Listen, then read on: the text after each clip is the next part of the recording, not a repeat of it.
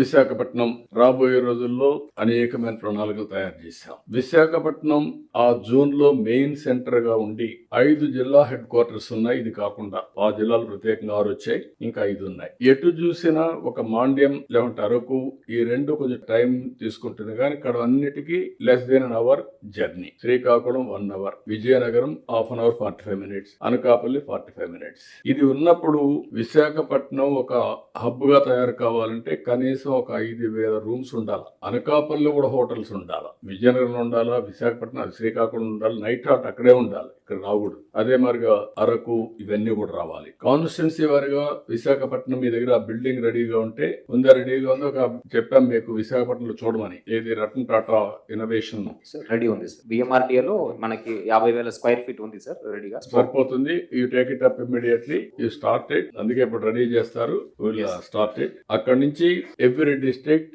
Constituency industrial parks మీరు తయారు చేయాలి. ఇండస్ట్రియల్ పార్క్స్ తయారు చేసి 1 ఎంటర్‌ప్రెన్యూర్ 1 ఫ్యామిలీ 1 lakh ఎంటర్‌ప్రెన్యూర్స్, డాక్రా, MEPMA, it is a must. దీన్ని వర్కౌట్ చేసుకొని మీరు నాకు ఒక యాక్షన్ ప్లాన్ తయారు చేసి మీరు ముందుకు పోవాల్సిన అవసరం ఉంది. ఇది కూడా ఒకసారి వర్కౌట్ చేసుకోండి. మీరు ఇమ్మీడియట్ గా ఈ మంత్ లోనే మీ దగ్గర దీన్ని ఇనాగరేట్ చేస్తాం.